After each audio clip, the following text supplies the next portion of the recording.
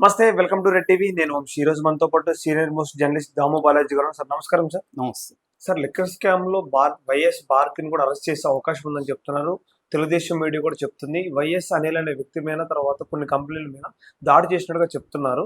So ఈ దాడిలో కూడా వైఎస్ భారతి కూడా ఒక మెయిన్ వ్యక్తిగా ఉన్నట్టు తెలుస్తుంది. ఒకవేళ భారతిని అరెస్ట్ చేస్తే ఏ విధంగా ఉంటుంది సార్? అసలు క్లారిటీగా చెప్పండి సార్. ఇప్పుడు తెలుగుదేశం మీడియా అంతా దీని మీద డిబేట్ పెట్టింది. అదేంటంటే వైఎస్ భారతి రెడ్డిని అరెస్ట్ చేయబోతున్నారు అని చెప్పి. ఎందుకంటే నిన్న మొన్న సిట్టు కొన్ని ఆఫీసుల మీద దాడి చేసింది. ఆ ఆఫీసులు, ఆ కంపెనీలలో భారతి రెడ్డి కూడా డైరెక్టర్గా ఉంది, కాబట్టి ఆమెను కూడా అరెస్ట్ చేయొచ్చు అన్న ఒక వార్తని వీళ్ళు తెలుగుదేశం మీడియా వైరల్ చేస్తుంది. దీన్ని సహజంగానే వైసీపీ మీడియా ఖండిస్తుంది.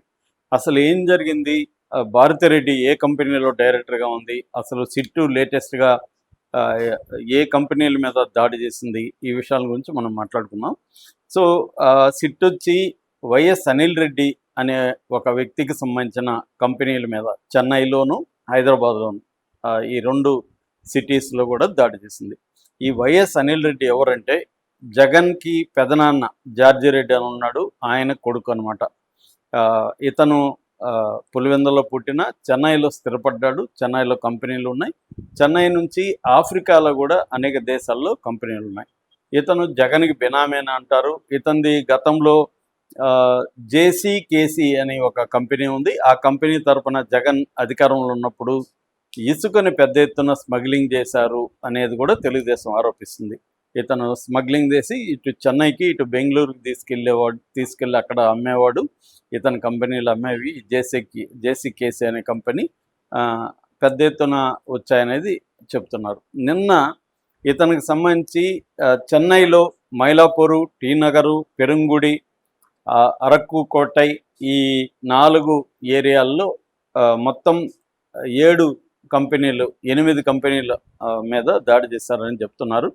అలాగే ఆళ్వార్పేట, నిజాంబాకం ఈ 2 ఏరియాల్లో ఆయన ఇళ్ళు ఉన్నాయి. ఇండ్ల మీద కూడా దాడి చేసి పలు కీలకమైన డాక్యుమెంట్లని స్వాధీనం చేసుకున్నట్టుగా చెప్తున్నారు. అట్లాగే హైదరాబాద్లో కొండాపూరు, ఇంకొక చోట 2 ఆఫీసుల మీద కూడా దాడి చేశారు.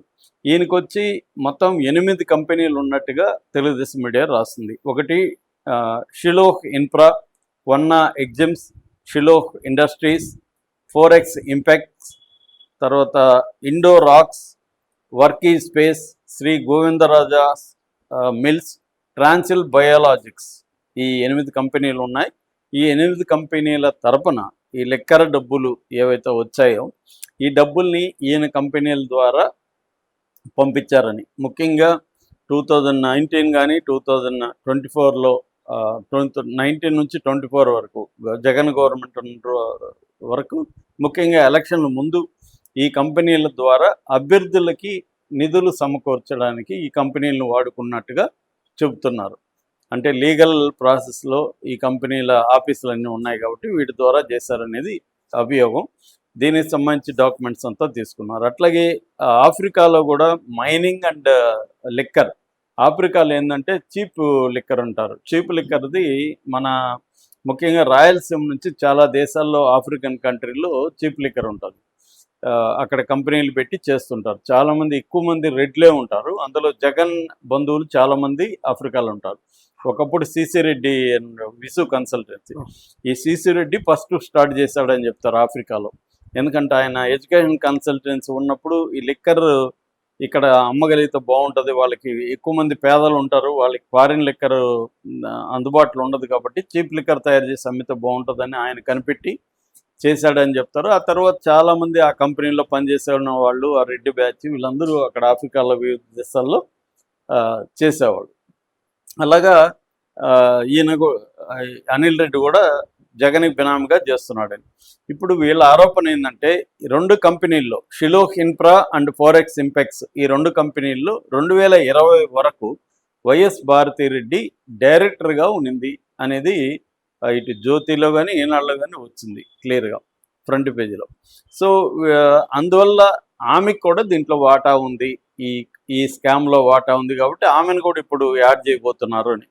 ఇదంతా ఎవరు చెప్పారు అంటే ఈ అనిల్ రెడ్డికి పర్సనల్ అసిస్టెంట్ దేవరాజు అనే అతన్ని వీళ్ళు అరెస్ట్ చేశారు. అతన్ని విచారించారు.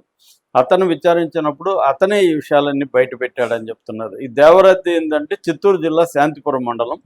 ఈ కేసులో భారతీ సిమెంట్స్లో పనిచేసిన, చాలా కాలం పనిచేసిన బాలాజీ గోవిందప్ప అనే అతను కూడా ఆల్రెడీ అరెస్ట్ చేశారు. అతను A33 అక్యూజన్ నెంబర్ 33గా ఉంటున్నాడు. సో వాళ్ళది కూడా ఈ శాంతిపురం మండలే, అంటే సేమ్ విలేజ్ అనమాట, మండలే. ఎవరిది?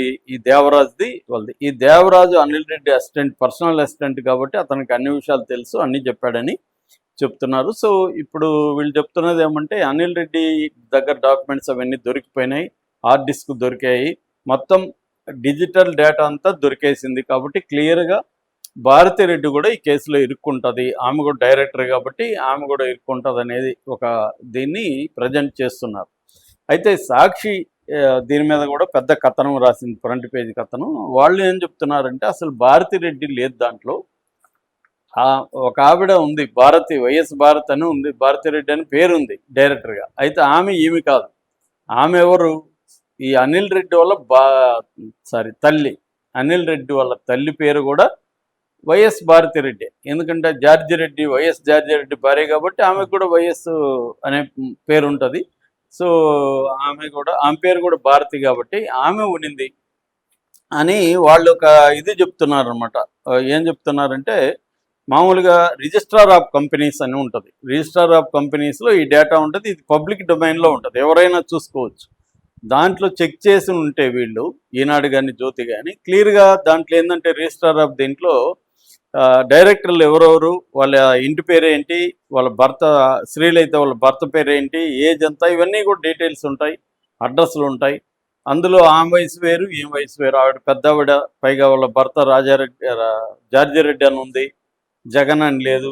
ఇవన్నీ వీళ్ళకి తెలియకుండా కాదు, చూసి కావాలని భారతి ఉంది కాబట్టి కొట్టేద్దామని అలా చేస్తున్నారు, ఇది దుష్ప్రచారం అని భారతి కూడా దీని మీద స్పందించి ఆల్రెడీ ఈనాటికి నోటీసులు పంపింది, లీగల్ నోటీసులు.